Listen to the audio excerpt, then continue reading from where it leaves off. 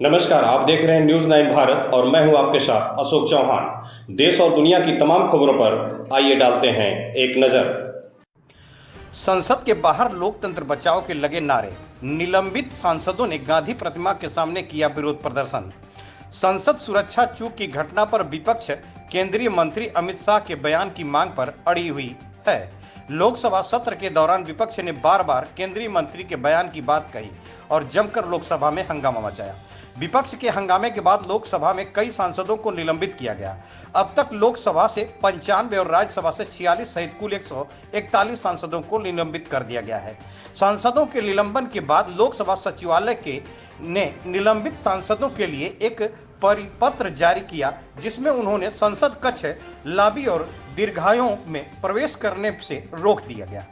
निलंबित विपक्षी सांसदों ने संसद के मकर द्वार पर सरकार के खिलाफ विरोध प्रदर्शन किया। राज्यसभा की कार्रवाई सुबह 11 बजे से शुरू हुई और 11:15 पर फिर से बैठक के लिए स्थगित कर दी गई। कांग्रेस संसदीय दल की अध्यक्ष सोनिया गांधी और पार्टी अध्यक्ष मल्लिकार्जुन खड़गे 141 विपक्षी सांसदों के निलंबन के विरोध में शामिल हुए। संसद के शीतकालीन सत्र के लिए 141 सांसदों को निलंबित किए जाने के बाद विपक्षी सांसदों ने लोकतंत्र बचाओ का नारा लगाया।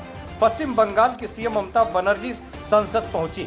ममता बनर्जी आज पीएम से भी मिल सकती हैं। कांग्रेस संसदीय दल की बैठक में सांसदों के निलंबन पर सोनिया गांधी ने सरकार पर निशाना साधा।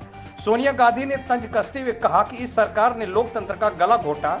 कांग्रेस अध्यक्ष मल्लिकार्जुन खड़गे ने बुधवार को आरोप लगाया कि प्रधानमंत्री और भाजपा देश में एकल पार्टी शासन स्थापित करना चाहते हैं और संसद से सांसदों का निलंबन उसी के लिए किया जा रहा है। वे एक अकेला ही बात करते हैं जो लोकतंत्र को ध्वस्त करने जैसा है। सोशल मीडिया एक्स पर एक लंबा पोस्ट करते हुए कांग्रेस अध्यक्ष ने केंद्र सरकार पर कई आरोप लगाए हैं। महाराष्ट्र के पुणे में एनसीपी शरद पवार गुट के कार्यकर्ताओं ने शीतकालीन सत्र के लिए 141 विपक्षी सांसदों के विलंबन को लेकर केंद्र सरकार के खिलाफ विरोध प्रदर्शन किया। संसद सुरक्षा उल्लंघन की घटना पर केंद्रीय मंत्री अमित शाह के बयान की विपक्ष की मांग पर हंगामे के बाद 141 सांसदों का निलंबन हो चुका है। कांग्रेस अध्यक्ष मल्लिकार्जुन खड़गे ने निलंबित सांसदों के खिलाफ 22 दिसंबर को देशव्यापी विरोध प्रदर्शन की योजना की घोषणा की। लोकसभा सचिवालय ने निलंबित सांसदों के लिए परिपत्र जारी कर उन्हें संसद कक्ष, लॉबी और दीर्घाओं में प्रवेश करने से रोका है। देखिए, जो आचरण सदन में विपक्ष का दिखा वो संवेदनशील किसी हालत से नहीं कहा जा सकता है। असंवेदनशील चरित्र का प्रदर्शन सदन में करने के बाद इस तरह के मिमिक्री की जा रही है, जो संवैधानिक पदों में रहने वाले लोग, लोकतंत्र के स्तंभ के रूप में काम कर रहे लोगों के बारे में मैं समझता हूं कि यह कतई उचित नहीं है और इस तरह के वक्तव्य हो या इस तरह के आचरण से देश की जनता आहत होती है। सर, एक तरफ all these MPs first created a ruckus in Parliament and they were suspended for it, and then how do they choose to entertain themselves? By mocking, by doing mimicry of our Honourable Vice President. And honestly, they have not just insulted Dhankar ji, they have insulted every family member of a farmer in this country. They have insulted every single Jat. They have personally insulted me. And these are people with a very elitist mindset. These are people who don't think that it is wrong to insult others. So they can insult Sikhs when they like. They will insult OBCs. They will insult North Indians. They believe in this divide and rule, and they have not even bothered to apologize. It's shameful. And like we did not forget the Sanatan jibe, we are not going to forget this insult. The country will remember it and we will respond with votes.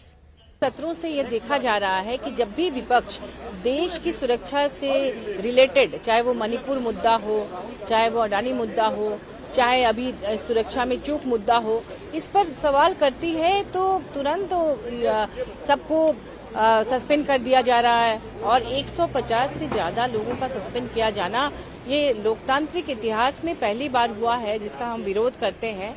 और हमें लगता है कि विपक्ष पूरी तरह से इस देश को राजतंत्र की ओर ले जाने की कोशिश कर रही है।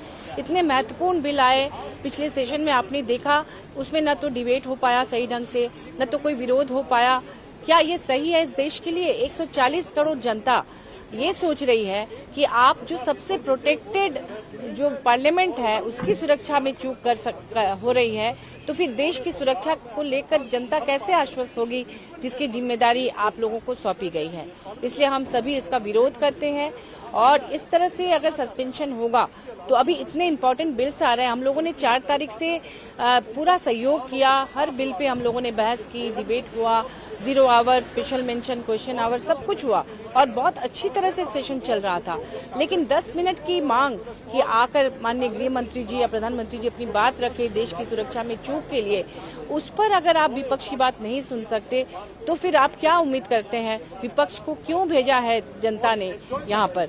और हमें तो लगता है कि सत्ता पक्ष शायद यही चाहती है कि किसी भी बिल पर कोई डिबेट ना हो, कोई बहस ना हो, कोई विरोध ना हो और आसानी से बिल पारित हो जाए। धन्यवाद। उसके लिए ऐसी बात कहने से बहुत खेद है, इंसल्ट महसूस कर रहे हैं। प्रधानमंत्री ने भी उनसे फोन पे बात करी है। देखिए, प्रधानमंत्री को खुद याद करना चाहिए कि पश्चिम बंगाल के विधानसभा निर्वाचन के समय वो किस प्रकार से एक महिला मुख्यमंत्री को किस प्रकार से उनका मजाक उड़ा रहे थे।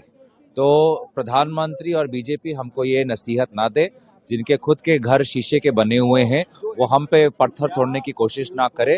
जिन्होंने महिलाओं, उनके एक भाजपा सांसद ने महिलाओं जो कुश्ती लड़ने वाले खिलाड़ी हैं उन नारी के साथ कैसे अपमान किया, ये सब हम जानते हैं।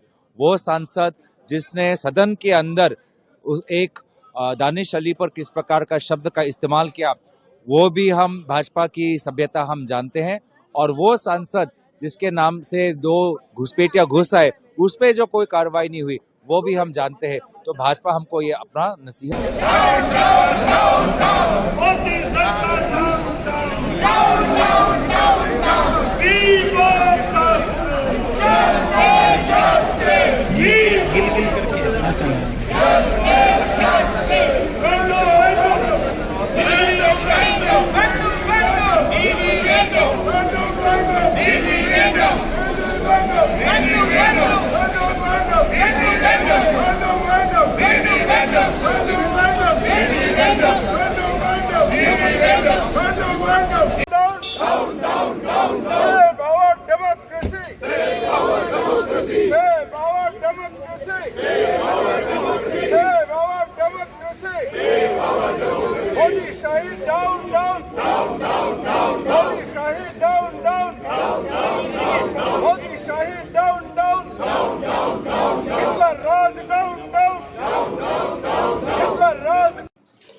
यहाँ खबरों का सिलसिला कभी नहीं थमता। सिर्फ और सिर्फ बने रहिए न्यूज़ 9 भारत पर। अब चाहूंगा इजाजत। नमस्कार।